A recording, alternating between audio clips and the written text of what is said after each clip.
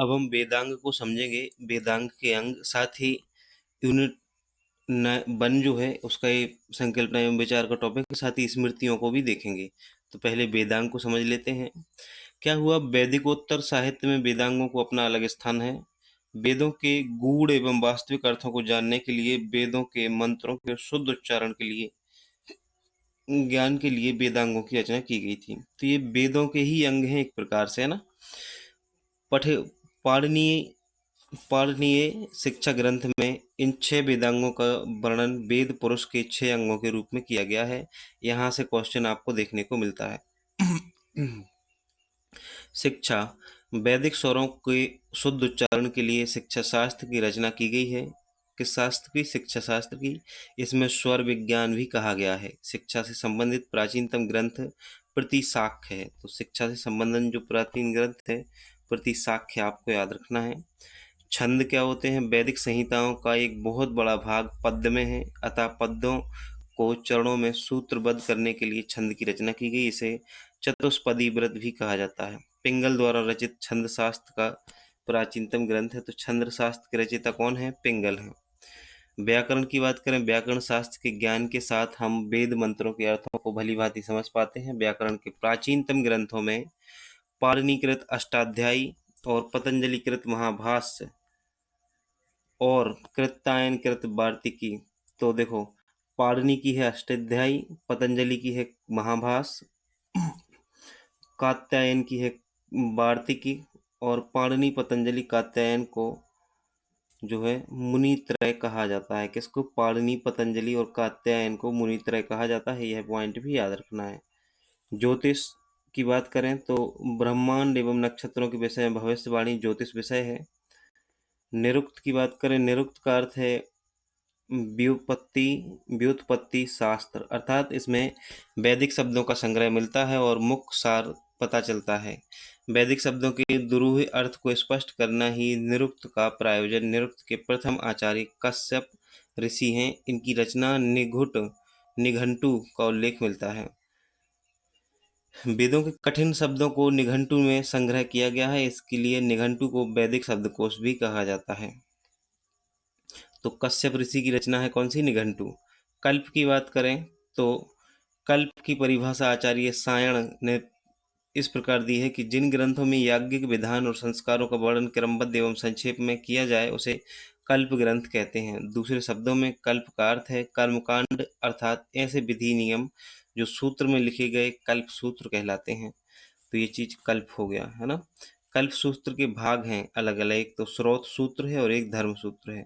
स्रोत सूत्र में यज्ञ से संबंधित विधि विधानों का वर्णन संक्षिप्त में मिलता है। स्रोत सूत्र का एक भाग है शुल्ब सूत्र, जिसमें यज्ञ वेदियों के नापने आदि का उल्लेख मिलता है। 3 प्रारंभ में माना जाता है और इसी पर से रेखा गणित का प्रारंभ हुआ है। दूसरा है ग्रह सूत्र। कौन सा है? ग्रह सूत्र। ग्रह सूत्र गृहस्थ जीवन से संबंधित है, संस्कारों के विषय में जानकारी देता है। और गृह सूत्र में गर्भाधान से लेकर अंत्येष्टि क्रिया तक के 16 संस्कारों को शास्त्रीय विधि से प्रतिपादित किया गया है। ऋग्वेद के 3 ग्रह सूत्र उपलब्ध हैं, आश्लायन, वाष्पन और कौतिस्की, ये तीनों उपलब्ध हैं। धर्म सूत्र की बात करें तो एक व्यक्ति परिवार और समाज से सदैव जुड़ा रहता है, क्योंकि मनुष्य एक सामाजिक प्राणी है। व्यक्ति का समाज के प्रति क्या कर्तव्य है, इस विषय का प्रतिपादन धर्म सूत्र में किया गया है। धर्म सूत्र में वर्ण धर्मों, आश्रमों, धर्म के पालनार्थ व्यक्ति का आचरण कैसा होना चाहिए, इन सभी का वर्णन मिलता है इसमें धर्म सूत्र में। तो हम वेदांग से शुरू किया था, हमने वेदांग को देखा, हमने देखा शिक्षा के बारे में सबसे पहले, और शिक्षा का प्राचीनतम ग्रंथ है प्रतिशाख्य, ये याद रखना है आपको, है ना। फिर हम छंद पर आए और छंद में हमने देखा पिंगल की रचना है छंद शास्त्र, यह भी याद रखनी है। व्याकरण में आपको 3 नाम याद रखने हैं, पाणिनि, पतंजलि और कात्यायन। इनको मुनित्रयी कहा जाता है, पाणिनि, पतंजलि और कात्यायन। पाणिनि की रचना है अष्टाध्यायी, पतंजलि की है महाभाष्य और कात्यायन की है वार्तिक। फिर हमने ज्योतिष के बारे में देखा और निरुक्त के बारे में देखा। फिर हमने कश्यप ऋषि जो हैं, कश्यप ऋषि की रचना है निघंटु। कौन है? निघंटु। इसमें निरुक्त शब्दावली को दिया गया है। कल्प की बात करें तो कल्प को हमने जब देखा तो हमने देखा कल्प जो है इसमें कर्मकांड अर्थात ऐसे विधि नियम सूत्र लिखे गए हैं, इनको ही कल्प सूत्र कहा जाता है। कल्प सूत्र के 3 भाग देखे। स्रोत सूत्र, इसमें यज्ञ और विधि विधानों का वर्णन है। फिर गृह सूत्र, गृहस्थ जीवन साथी 16 संस्कारों का वर्णन है। और धर्म सूत्र में धर्म व्यक्ति को समाज के प्रति क्या कर्तव्य होते हैं ये बताया गया है धर्म सूत्र में। तो ये तो था हमारा वेदांग से संबंधित टॉपिक। अब हमारा जो अगला टॉपिक है वो है स्मृतियाँ। तो स्मृतियों को ध्यान से समझेंगे आप। स्मृतियाँ हिंदू धर्म में कानूनी ग्रंथ हैं, इसलिए इन्हें धर्मशास्त्र भी कहा जाता है। ये पद्य में लिखी गई हैं, इनका संकलन विभिन्न कालों में हुआ है। तो जो स्मृतियाँ हैं वो कानून के रूप में, धार्मिक रूप में, कानून के रूप में कार्य करती हैं। प्रमुख स्मृतियों में मनु, याज्ञवल्क्य, अत्रि, विष्णु, हारीत, औसानन, औसानस, अंगिरा, यम, कात्यायन, बृहस्पति, पाराशर, व्यास, दक्ष, गौतम, वशिष्ठ, आपस्तंब, संवर्त, शक, शंख, लिखित, देवल और शतातप आदि शामिल हैं। मनुस्मृति की बात करें तो मनुस्मृति जो है, पहली स्मृति है मनुस्मृति। मनुस्मृति हिंदी धर्म का प्रमुख और सबसे प्रमाणिक धर्मशास्त्र है। मनुस्मृति की जो रचना है वो शुंग काल में हुई है। तो ये क्वेश्चन बन सकता है कि मनुस्मृति की रचना कब हुई है? शुंग काल में मनुस्मृति की रचना हुई है। मनुस्मृति को भारतीय आचार संहिता भी कहा जाता है।